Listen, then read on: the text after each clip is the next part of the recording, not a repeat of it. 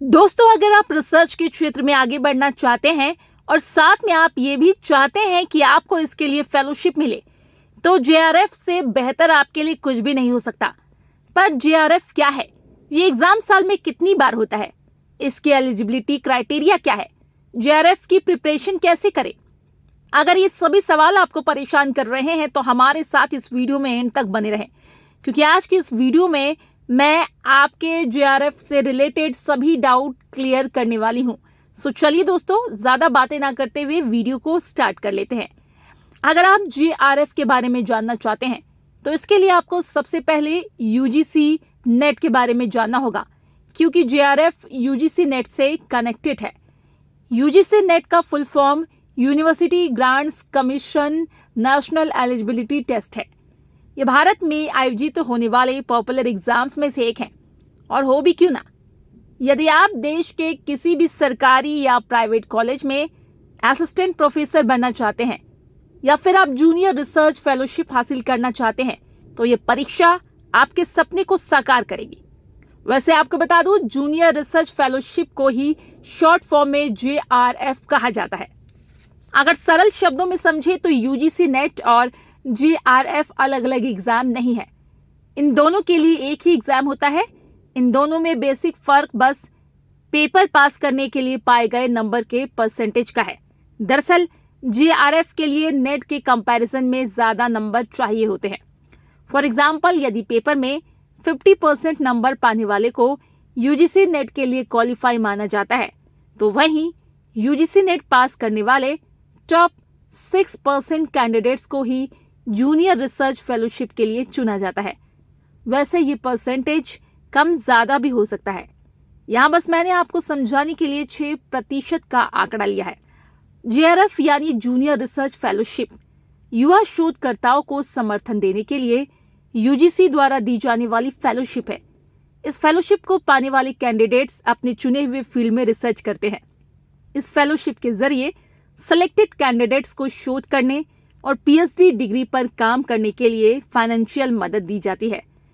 Fellowship की बात सुनकर अब यहाँ आप में से बहुत से कैंडिडेट्स ये सोच रहे होंगे कि जेआरएफ में पर मंथ कितने हजार रुपए कैंडिडेट्स को दिए जाते हैं। तो दोस्तों, आपको बता दें, इसकी राशि कोर्स और फील्ड पर निर्भर करती है। वैसे अगर इन जनरल देखा जाए तो पहले 2 साल रिसर्च स्कॉलर को 31,000 रुपए पर मंथ मिलते हैं, लेकिन तीसरे साल ये पैसा बढ़कर 35,000 रुपए हो जाता है। इसके अलावा कैंडिडेट्स को रिसर्च के लिए 20,000 रुपए ईयरली का कंटीजेंट फंड भी मिलता है। यूजीसी नेट या फिर हम कहें जेआरएफ का एग्जाम साल में 2 बार एनटीए यानी नेशनल टेस्टिंग एजेंसी द्वारा आयोजित किया जाता है, जिसमें एग्जाम का पहला सेशन आमतौर पर जून में और दूसरा सेशन दिसंबर में होता है।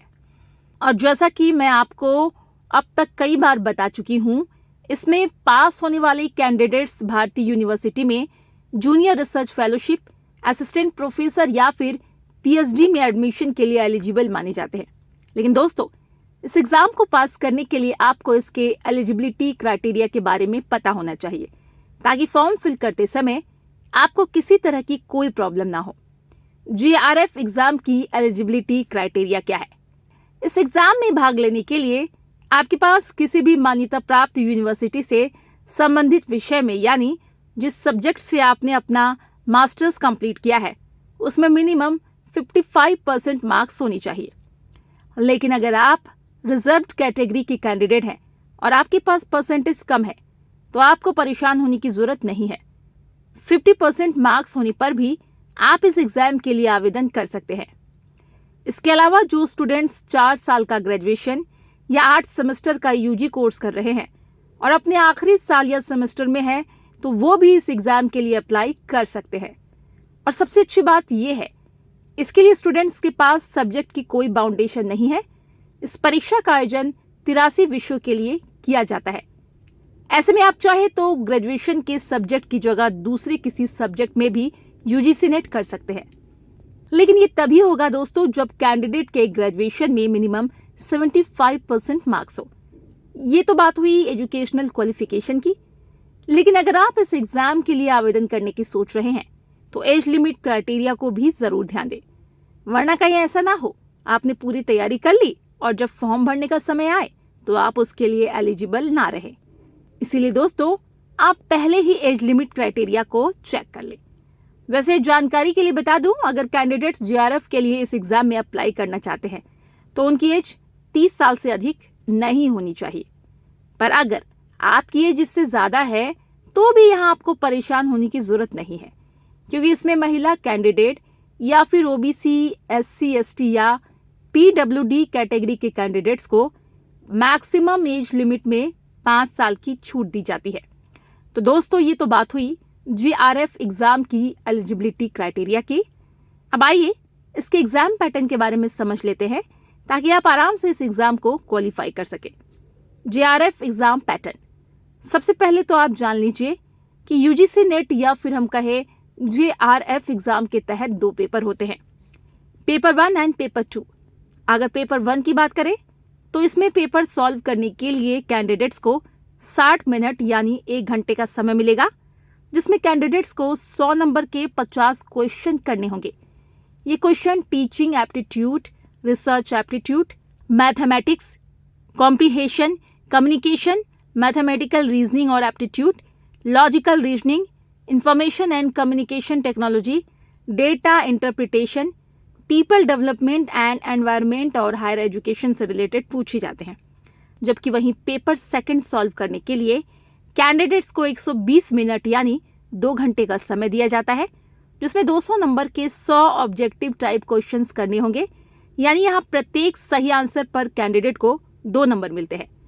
दोस्तों, पेपर 2 में संबंधित विषय से यानी जिसमें आपने मास्टर्स डिग्री ली हुई है या फिर कैंडिडेट्स द्वारा चुने गए सब्जेक्ट से 100 ऑब्जेक्टिव टाइप क्वेश्चंस पूछे जाते हैं। और यहाँ सबसे अच्छी बात यह है कि इस एग्जाम में गलत आंसर पर नेगेटिव मार्किंग नहीं होती है। अगर आप पूरी लगन और मेहनत से इस एग्जाम की तैयारी करते हैं तो आपको सफल होने से कोई नहीं रोक सकता। इसके साथ ही एक इम्पॉर्टेंट बात जो आपको यहाँ ध्यान देने की जरूरत है, यूजीसी नेट जेआरएफ के पेपर सिर्फ 2 भाषा में होते हैं और वे 2 भाषाएं हिंदी और इंग्लिश है। इसलिए फॉर्म भरते समय आप ध्यान से अपनी सुविधा अनुसार भाषा का चयन करें। यहाँ हमने एग्जाम पैटर्न के बारे में तो जान लिया, अब आइए जानते हैं कैंडिडेट्स जेआरएफ की प्रिपरेशन कैसे करें ताकि फर्स्ट अटेम्प्ट में ही वे इस एग्जाम को क्वालिफाई कर ले। इसके लिए सबसे पहले आप अपने सिलेबस को अच्छे से समझ ले। सिलेबस समझने के बाद आप अपना एक स्टडी प्लान तैयार कर ले और अपना खुद का नोट्स भी बनाएं और उसी के अकॉर्डिंग तैयारी शुरू करें।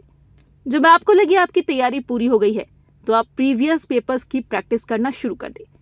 जब कैंडिडेट्स प्रीवियस ईयर्स के क्वेश्चंस पेपर को सॉल्व करते हैं तो उससे उन्हें एग्जाम पैटर्न के साथ साथ इंपॉर्टेंट टॉपिक्स को समझने में बहुत ज़्यादा मदद मिलती है। इसके अलावा आप मॉक टेस्ट भी अटेम्प्ट करें। जब आप इन सभी टिप्स को फॉलो करते हुए तैयारी करेंगे तो निश्चित तौर पर आपको सफलता तो मिलेगी ही। तो बस आज के लिए इतना ही। उम्मीद है इस वीडियो को पूरा देखने के बाद आपको अपने सभी सवालों के जवाब मिल गए होंगे। अगर अभी भी आपके मन में नेट जेआरएफ से रिलेटेड किसी प्रकार का कोई भी डाउट है तो आप हमसे कमेंट में पूछ सकते हैं। हम आपके डाउट्स को क्लियर करने की पूरी कोशिश करेंगे। साथ ही मेरी आपसे एक छोटी सी रिक्वेस्ट है, अगर आपको हमारी आज की वीडियो पसंद आई हो तो वीडियो को लाइक करें। मैं आपके लिए इसी तरह के नॉलेजेबल कंटेंट लाती रहूंगी, इसीलिए आप हमारे चैनल को सब्सक्राइब करना ना भूलिएगा। अब मैं मिलती हूँ आपसे नेक्स्ट वीडियो में अलग टॉपिक के साथ। तब तक के लिए bye bye, take care, thank you.